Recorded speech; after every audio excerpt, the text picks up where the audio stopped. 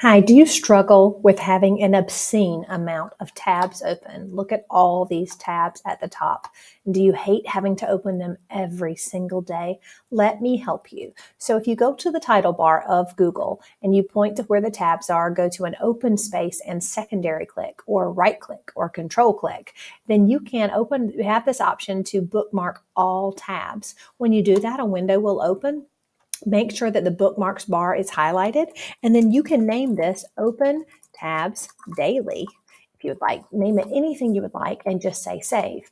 You'll notice immediately this this bookmark folder is created. So if I close all of these tabs, I won't close all of them but one. If I close all of these tabs, then I can go right here to Open Tabs Daily. All of these that were open were there. All I have to do is secondary click or right click. And if I say open all 14, boom, all of them open.